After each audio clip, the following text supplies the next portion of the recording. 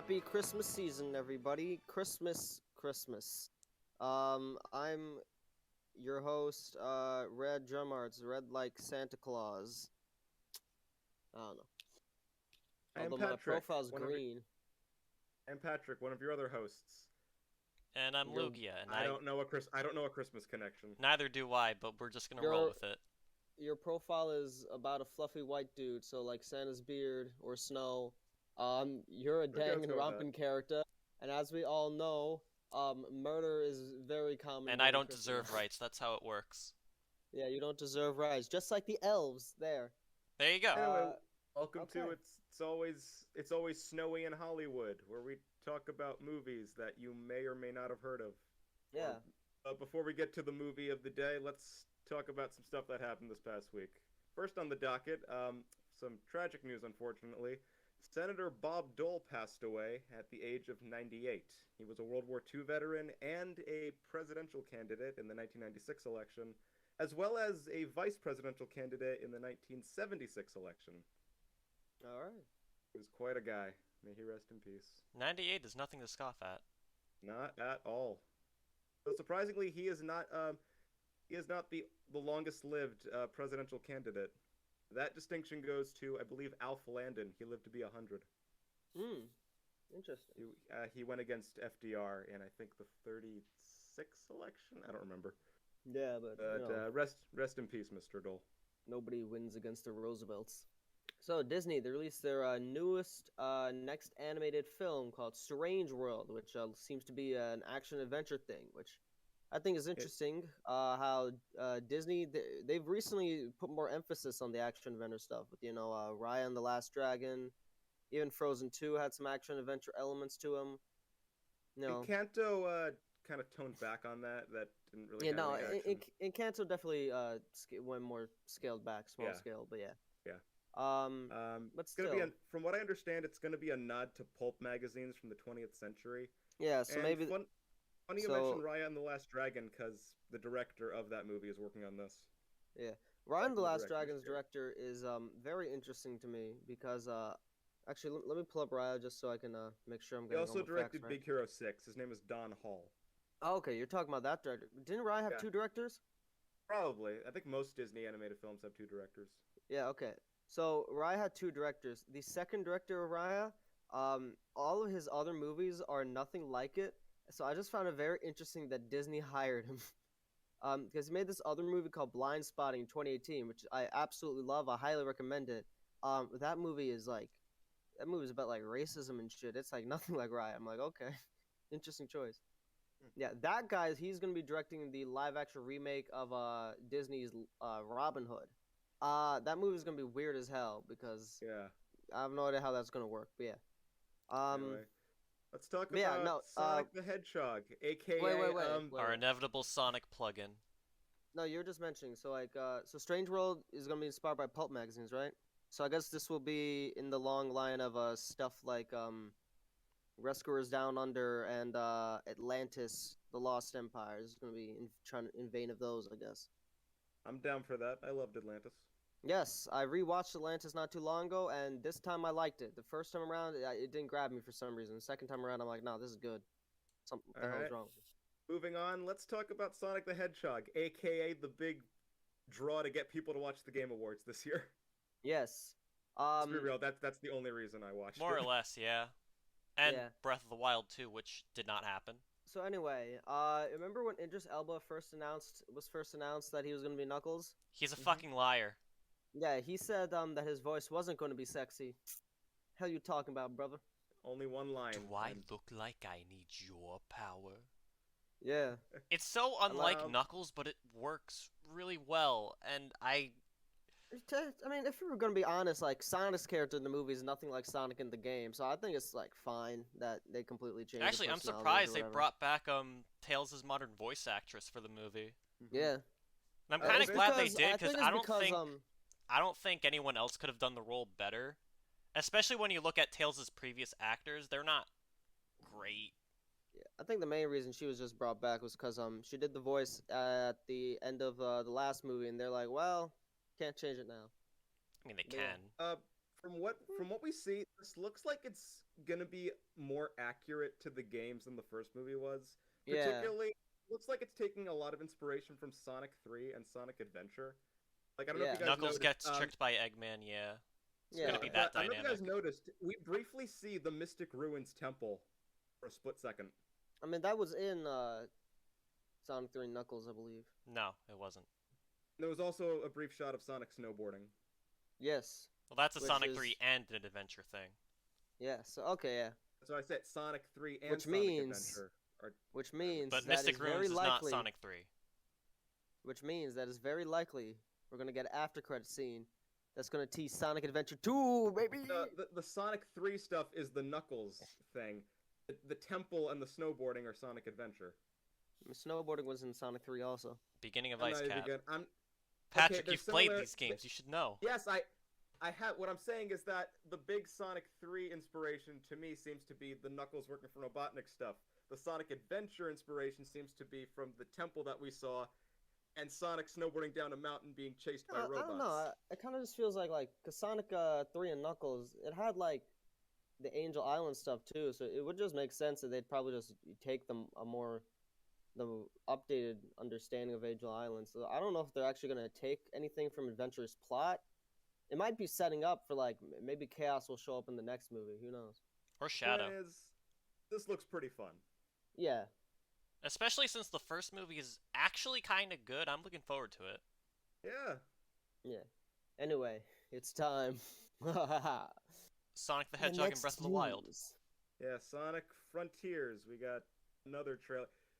Not that much different from the first trailer in that there's no gameplay footage, but We got Damn, just does it different look pretty. environments. It looks like it might be maybe not open world, but there's going to have like at least a large hub world. It looks like that's going to connect all the levels. I I dig know the a lot of- concept, but there are so many ways they could fuck it up, and I'm hoping it's at least good. Especially after Forces kind of was just mediocre. I know a lot of people bring up the comparison to Breath of the Wild, and I do see it, but strangely, this trailer reminded me of both the demo trailers for Sonic 06 and Rise of Lyric, which let me explain myself. I can Definitely see the see a Sonic Sonic 06 06. parallel. Yeah, I definitely because- see a Sonic 06. Yeah, that's self-explanatory. The Rise of Lyric comparison is because a lot of the trailer is focused on like a big world with like large landscapes and structures. That's what the Rise of Lyric teaser was. It wasn't really a lot of gameplay. It was just look at this big world Yeah, that you can explore. what this reminded me of was back in like the early 2010s when we were kids and we were looking up like Sonic fan games and we kept on seeing the Sonic and Unreal 3 demo. There's not really a whole Sega lot. hired this man. We don't really know what Frontiers is going to be, other than it's likely going to be open world from rumors we've heard. I'm down for that. That sounds like a pretty cool idea. I just hope it's good. That's all Yeah. I want. I'm wondering if it's going to be like open world in the way like one thing we can guarantee, music will be good. I'm wondering if there's going to be open world like it's like Jack and Daxter. It's just going to be more of like a Banjo-Kazooie or even a Sonic Adventure thing where it's just a large hub world. Or it could be a collectathon platformer. Well, that would be the Jack and Daxter type thing. Yeah. I got one Anyway. more thing to say about the Game Awards before we move on. Congratulations to It Takes Two for winning Game of the Year, and I'm very happy Joseph Fares got that award. Cause have you guys seen him when he said "fuck the Oscars" during one of the Yeah. Game Awards? Mm-hmm. Yep. I love that He man posted a clip so of much. it like he posted a clip of it like a few days ago. Yeah, Okay, well while we're on the Game Awards, actually, let me just give out the two news. So they're making a new Dune game, which is significant because the Dune games were very, how do I put this? They were like pretty culturally significant. The original Dune from like the 1976, that was like one of the first sort of RTS. So basically, it's like Dune was sort of the blueprint for stuff like StarCraft and junk. And so seeing a new Dune game is pretty cool because it's sort of going to be bringing. Is this Dune like based on the book? Yes. Huh. And I guess the I movie did not too know. now. I did not know that there were Dune video games. Yeah, the Dune video games is like honestly, there's been a ton of Dune video games. There's even a very popular Dune mod for Civ 4. I don't really know anything about Dune, so I guess I'm not really the guy to talk to about it. Yeah, but it's just cool to see the Dune video games come back because they were pretty popular.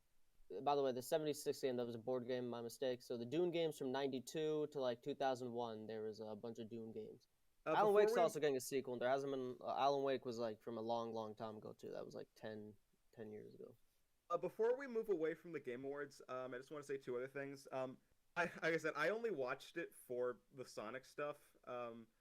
But there were two announcements that did actually stick out to me. Like, oh, that's cool. One is that they're making a Wonder Woman game, which is interesting. Yes. And the second thing is a game they revealed called Have a Nice Death. I didn't see that one. Which it's like platform beat 'em up from what the trailer looked like. From what I saw, it looked like a mixture between Dead Cells and Hollow Knight. Well, it stuck out to me because it has a really interesting art style. It's almost like Guacamelee or Rayman Origins. It's a very like hand-drawn art style. It looks really cool. That's it. That's all I want to say. One more thing. I know we're dabbling on the Game Awards for so long, but one more thing. Did you guys see the Matrix trailers? Oh, yeah, I'm very looking forward to Matrix 4. That and the game coming out on PS5 looks so good. Yeah. It's nice to know the Matrix is back, baby. And we just did an episode on the Matrix. Shameless plug-in. Let's go. Yeah. By the way, since that episode, the Matrix is like now in like my top 10 favorite movies. I absolutely love it. Honestly, I think the whole trilogy is good, which I know is an unpopular opinion. It's a messy thing, but like, you know how the Star Wars prequels is appreciated now? I think the Matrix trilogy is appreciated nowadays. Because it was a similar deal with the prequels, you know, a bunch of artists really taking a big swing at a bunch of weird ideas. I think it lands a bit more. But yeah. I think that's enough about the Game Awards. Yeah, we're done. Yeah. We're moving on. Let's move on. Let's talk about Netflix Cowboy Bebop got canceled after one season. Also, the actor for Jet said, honestly, I think the haters are kind of right, which is very funny. He came out and said that recently. So, I would have given a season 2 a chance as long as they hired better writers or they just learned from their mistakes. But you know what? Getting rid of the whole thing, that works too. Yep. If you want more in-depth thoughts about Cowboy Bebop, watch the previous episode. Actually, fun fact, as I was uploading the previous episode, I just got the news that it got canceled. I'm like, fuck! This is almost going live! Yeah, I noticed in like the description you mentioned that. So, Netflix Cowboy Bebop. A show that had no audience, and I guess that showed because it got canceled. And now we are done. We're not talking about it ever again. Hotel Transylvania 4. Ninja from Fortnite has been casted in Hotel Transylvania 4. So, who is Ninja? Yes. I envy don't know who Ninja is. I don't know who Ninja is. He's basically the PewDiePie of Twitch. Yes, so... Wasn't he on Mixer for a time? Yeah, he got paid like a bunch. I don't know if he's like on Twitch anymore. Who knows? But Fortnite Ninja has been cast in Hotel Transylvania 4. So all the kids be tweaking. Honestly, I thought Hotel Transylvania 4 was already done. So I don't know how you can cast a voice actor this late. Like it was like the movie was meant to come out already. It got postponed, and I guess they're editing. It's been all over the schedule. They fired somebody and deleted their voice files and just got Ninja in to say, "Hey, fill in for this guy." I guess. Possible. I don't know who or why or for what reason. Anyway, enough about that. It's time to talk about... On with the show! Yes. The movie we're talking about today is Tokyo Godfathers, directed by my favorite anime director and director of my favorite film. Let me tell you the director's name, Satoshi Kon, and he directed my favorite movie, Perfect Blue. Very influential director worldwide. His movies are actually incredibly influential in the West. Christopher Nolan and Darren Aronofsky are heavily influenced by him. But yeah, anyway, this is his third movie. Arguably his most normal one. Many people, this movie doesn't have like the more fantastical elements that his other movies do. It's sort of a black film in his filmography. Black sheep in his filmography, but still noticeably him. I guess this isn't, the best introduction to him, so sorry, you guys, but, You mean sorry, Patrick? Yeah, sorry, Patrick, because, Lugia has seen, Perfect Blue. But yeah. I can't really say anything until I see Perfect Blue and see how I feel. I mean, I still love this movie. This is, like, my third favorite from him, but yeah. Written by Kaiko Nobimoto, who sadly passed away actually very recently, December 1st. It was just announced. That lady's also the original script writer for Cowboy Bebop. So Beanbop? yeah, Cowboy Bebop. You said Beanbop. Cut that out then. No, keep it. Kaiko It's funny.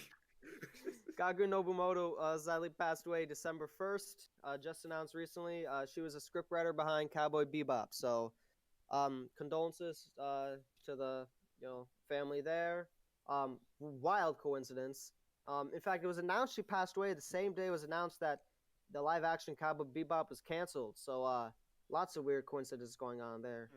She was actually asked by Satoshi Kon to write the Perfect Blue movie, but she couldn't because of she was working on some other projects.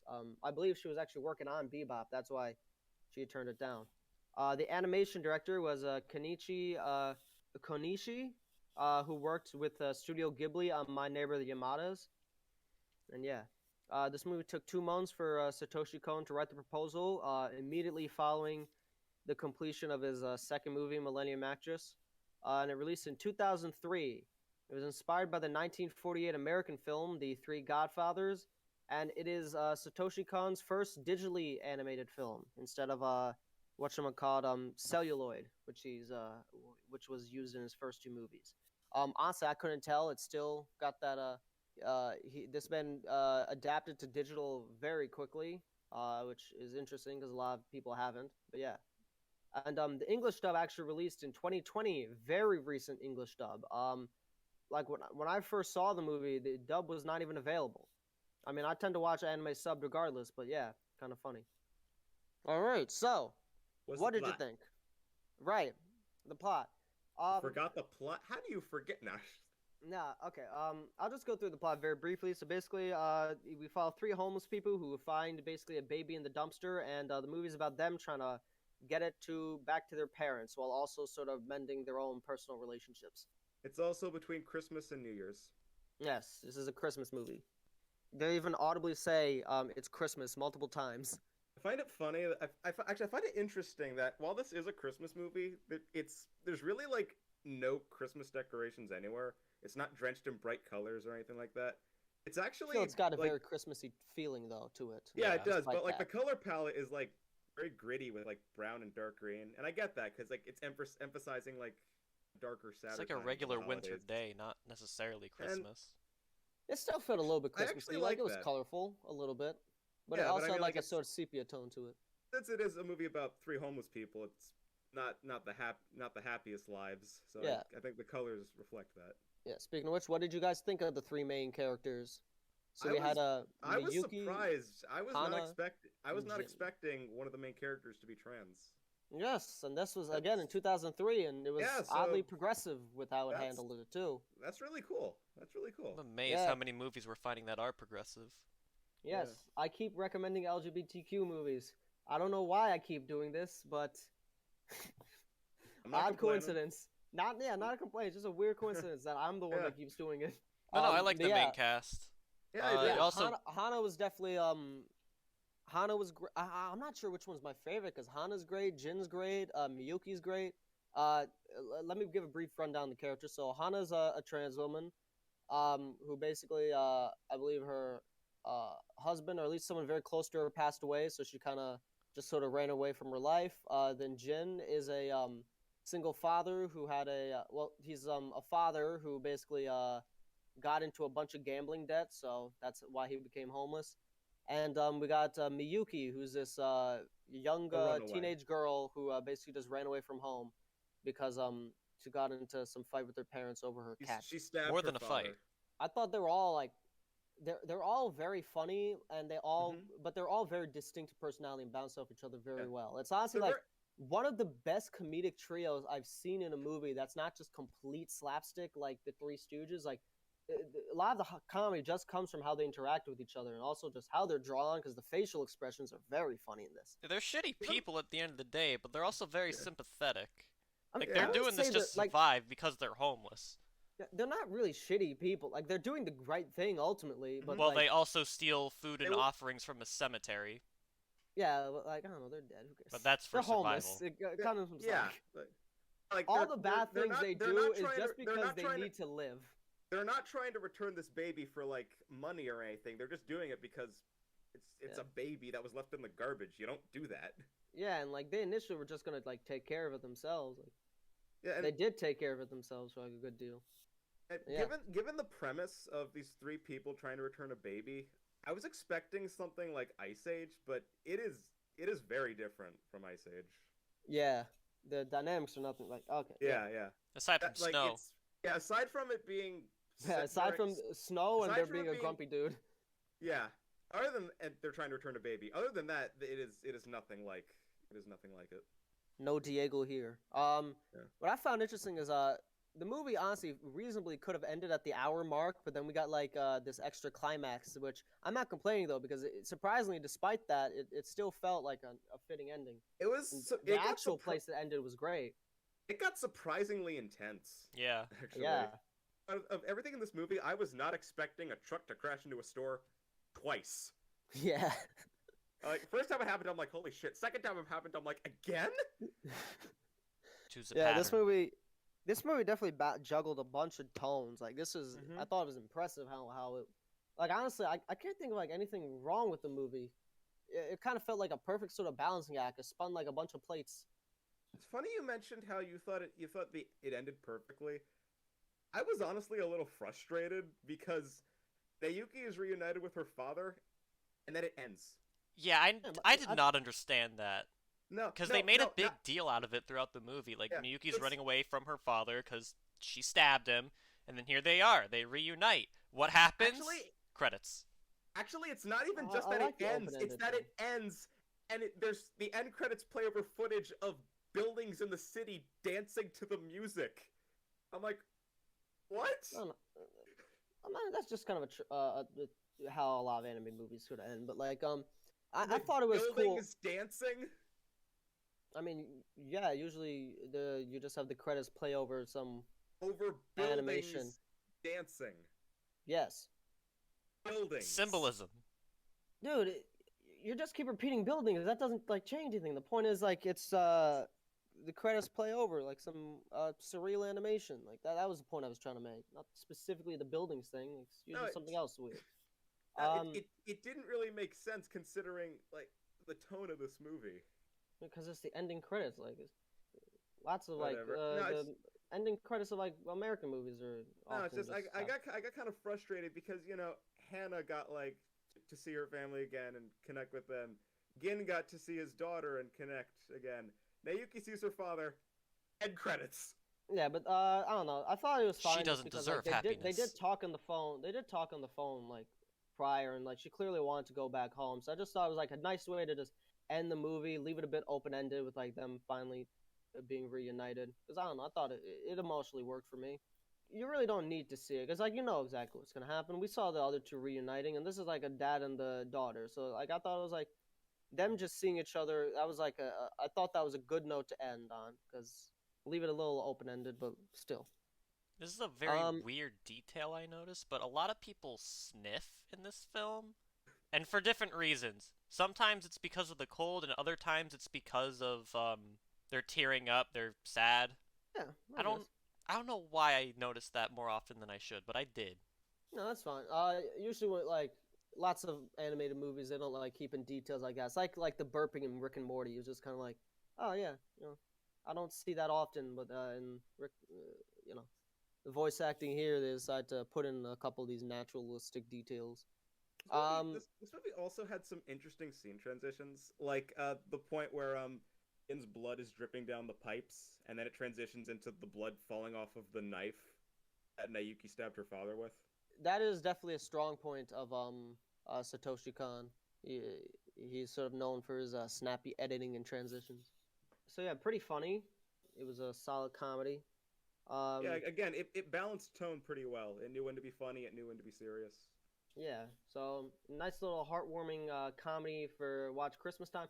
Honestly, it's probably my favorite Christmas movie. Like that's about Christmas, not just one of those movies that happens to take place on Christmas, like Die Hard or whatever, or The Nice Guys, Lethal Weapon, stuff like that. I gave it like a 9 out of 10. Ranking wise, I put it like right above Scream, right below Apocalypse Now. I know we kept bringing up pleasant surprises this episode. I was pleasantly surprised by this. I really enjoyed this one. Oh, you expect me to recommend a bad movie, huh? Oh, okay, I see No, how it is. I didn't say that. It's just I didn't know. I honestly didn't know what. Yeah, you what went in I, blind. What, yeah, I went in blind. Like I knew the concept, but the premise, but that was it. But Yeah. I really like this one. I might actually watch this one every year. Yeah, Yeah. I'm on the same boat too. I like this a lot. I'd give it about an 8 out of 10. I wouldn't say it's as good as Perfect Blue, but it's a lot more lighthearted than Perfect Blue, Yes, and it's not as perfect as easier to Perfect go back to. Yeah, Perfect Blue is definitely one of those denser movies. Also, just a little thing. I like how this movie and Perfect Blue are kind of the polar opposite in terms of setting, where this one is about poverty and living without money and having to rely on only those you can trust around you. Perfect Blue is about fame and the consequences of being famous and being idolized and whatnot. We'll get to Perfect yeah, Blue and at you some can't point, really but trust people. it's Yeah, just a nice contrast that I We'll get liked. a perfect blue review is inevitable. yeah, I mentioned I was gonna recommend that one day. Yeah. I could, you never Um, know. yeah, you could too. But yeah, this is a interesting sort of transition. Satoshi Kon is my favorite director, though I will admit I feel like I like my favorite movies are kind of like in release date because my favorite one is Perfect Blue and my least favorite one is Paprika, but I love them all. And like Millennium Actress is like my second favorite, so yeah. Rest in peace, Satoshi Kon. You did some damn good work. Yeah. Your recommendation now, Patrick. No, No, Lugia. it's Lugia's turn. Movies similar to this. Oh, right, movies similar to this. So obviously I mentioned the three Godfathers that this was inspired by. My favorite, Three Men and a Baby. That probably works too. Just your movies about three people taking care of a baby. And out of all the Satoshi Kon movies, I feel this is most similar to. I'd say Millennium Actress because that's also just kind of just about like a normal person looking for someone. I mean, actually, Millennium Actress is sort of like the in between of this because Millennium Actress is obviously about an actress, but it's not like it doesn't tackle the psychological thing. It's more tonally in line with Tokyo Godfathers. So, and then Paprika sort of leans more into the surreal parts of Perfect Blue. So yeah, I feel like all of his movies are kind of have like He covers some all running bases. themes. Yeah. Okay, now your recommendation, Patrick. I mean Lugia. I mean, yeah. Lugia. Okay. So for this Christmas marathon, let's call it, we've covered a couple of good movies here and there. I'm gonna break the mold, cause fuck all of you. Okay. Now I'm The not gonna Rhapsody be Street completely Kids. obvious with my choice. It's not Rhapsody Street Kids. No, it's not. Okay. Grandma got run over by a reindeer. Nope. I mean that's like a 30-minute special. 8 Crazy Nights. No. So What is it? Hanukkah representation. So the thing I realized when looking back at our catalog is that we have Christmas not. with the Cranks. Shush. It's not that either. So Alright. when looking back at our previous episodes, I've noticed that, if I'm correct anyway, we have not talked about a certain famous actor of the 80s and 90s. So the movie that I am going to recommend for next week is Jingle All the Way, featuring Arnold Schwarzenegger. Oh, boy. Great. Hell yeah, Right. Arnold. We haven't talked about Arnold before. I don't believe so. I thought we talked about Predator. Didn't we do? No. We didn't do Predator. Okay. Yeah. Okay. Yeah. Lugia, I was fully expecting Rhapsody Street Kids. I'm not that predictable, Patrick. Oh, I we could also have. got to talk about I Sinbad. really could have, but I Hell yeah. didn't. So I gave you another shitty movie.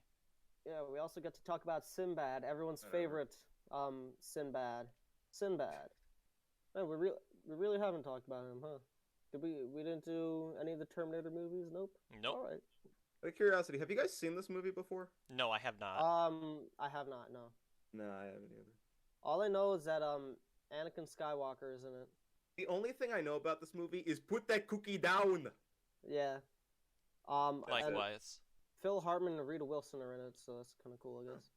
All right. Yeah, actually, a pretty stacked cast overall. Jim Belushi. Jim Belushi is in it. He's in this movie? Yeah. Okay. Justin Chapman. That name probably doesn't. Yeah. Okay, but still. All right. Yeah. This will be neat. This is a movie that some people hate, but some people actually do really like. So who knows? It may not actually be that bad. Maybe we'll see Let's where see we have which to side fall of in the on that. spectrum we. Let's see where we fall.